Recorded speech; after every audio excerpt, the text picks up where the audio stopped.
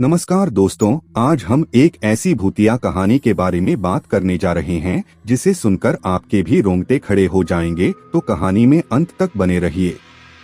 कहानी शुरू करने से पहले एक निवेदन करना चाहूँगा कि अगर आप हमारे चैनल पर नए हैं तो चैनल को सब्सक्राइब जरूर करें, और अगर यह कहानी आप फेसबुक पर देख रहे हो तो हमारे पेज को फॉलो जरूर करें। आइए कहानी शुरू करते हैं।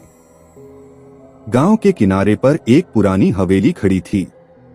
यह हवेली, जिसके बारे में कहा जाता था कि उसमें एक खूनी आत्मा बसी हुई है, लोगों की जुबान पर हमेशा से चर्चा का विषय रही थी। गांव वाले रात होते ही उस हवेली के पास जाने से कतराते थे।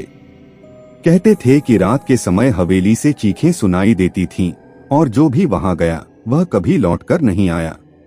एक दिन शहर से एक युवक अजय अपनी दादी से मिलने गांव आया। दादी ने उसे उस हवेली के बारे में सब कुछ बताया, लेकिन अजय को इन सब पर विश्वास नहीं था। उसे अपनी दादी की बातें सिर्फ डरावनी कहानियां लगीं। उसने ठान लिया कि वह उस हवेली का दौरा करेगा। रात का अंधेरा फैल चुका था जब अजय हवेली के दरवाजे पर पहुंचा। हवेली का दरवाजा पुराने ताले से बंद था, लेकिन अजय ने थोड़ी कोशिश से उसे खोल दिया। दरवाजा चरचराया, मानो वर्षों की चुप्पी तोड़कर उसे अंदर आमंत्रित कर रहा हो। अजय ने भीतर कदम रखा। हवेली के अंदर का माहौल बेहद भयानक था। दीवारों पर चढ़ी हुई काई और टूटे फूटे फर्नीचर ने उसे एक डरावनी कहानी का एहसास दिलाया। अजय ने अपनी टॉर्च जलाई और आगे बढ़ा। अचानक उसे एक कमरे से एक फुसफुसाहट सुनाई दी। वह डरते डरते उस कमरे की ओर बढ़ा। जैसे ही उसने दरवाजा खोला, उसके सामने एक पुरानी तस्वीर लटक रही थी। तस्वीर में एक खूबसूरत महिला थी, लेकिन उसकी आंखें जैसे अजय को घूर रही थीं। अचानक अजय ने महसूस किया कि कमरे में एक ठंडी हवा का झोंका आया है। वह पलटा और पीछे जाने लगा, लेकिन तभी उसे पीछे से एक आवाज सुनाई दी, कहाँ जा रहे हो अजय? वह चौंक कर मुड़ा। वहां कोई नहीं था, लेकिन उसकी सांसें तेज हो गईं। अब वह वापस जाने का फैसला कर चुका था।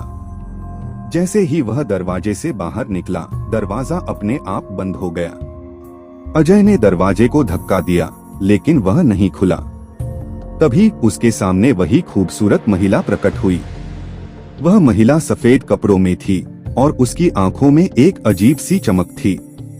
उसने कहा, तुम्हें यहाँ आना था, मैं तुम्हारी प्रतीक्षा कर रही थी। अजय को समझ में नहीं आ रहा था कि वह क्या करे। महिला ने आगे बढ़कर कहा, तुम्हें मेरे साथ आना होगा। तुम्हारी दादी ने मुझे बताया था कि तुम बहुत निडर हो। अजय को समझ में आया कि दादी ने उसके बारे में यह सब उस आत्मा को बताया था। महिला ने अजय को अपनी ओर खींचा, लेकिन उसने खुद को बचाने की कोशिश की। मैं यहाँ नहीं रहना चाहता, उसने चिल्लाया। लेकिन महिला का चेहरा अचानक बदल गया। उसके चेहरे पर एक डरावनी मुस्कान आ गई और उसकी आंखें लाल हो गईं। तुम्हें मेरी दुनिया में आना ही होगा। अजय ने भागने की कोशिश की, लेकिन हवेली के अंदर सब कुछ उसके खिलाफ था। दरवाजे और खिड़कियां अपने आप बंद हो रहे थे। अचानक अजय को एहसास हुआ कि वह अकेला नहीं है। उसके चारों ओर छायाएं घूमने लगीं, और वह समझ गया कि उसे वहां से निकलने का कोई रास्ता नहीं था। आखिरकार जब उसने अपनी सारी ताकत लगाई तो वह एक खिड़की तक पहुंचा। उसने खिड़की को खोलने की कोशिश की, लेकिन तब तक वह महिला उसके पीछे आ चुकी थी। तुम यहाँ से नहीं जा सकते, उसने कहा। अजय ने पूरी ताकत से खिड़की को खोला और कूदने की कोशिश की, लेकिन अचानक उसे गिरते हुए एक ठंडी हवा का झोंका महसूस हुआ और फिर सब कुछ अंधेरा हो गया। जब वह होश में आया तो वह खुद को एक अंधेरी जगह में पाया।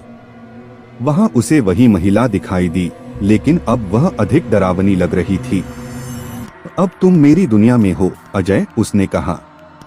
तुम्हारी दादी ने कहा था कि तुम बहुत निडर हो, लेकिन अब तुम्हें यहाँ रहना होगा। गांव वालों ने अगले दिन अजय को खोजने की कोशिश की, लेकिन वह कहीं नहीं मिला। वे समझ गए कि हवेली के रहस्य ने फिर से एक और व्यक्ति को निगल लिया था। हवेली अब भी खड़ी थी और उसकी खामोशी में अजय की चीखें दब गईं। आज भी लोग उस हवेली के पास जाने से कतराते हैं, क्योंकि वे जानते हैं कि वहां सन्नाटे की पुकार छुपी हुई है।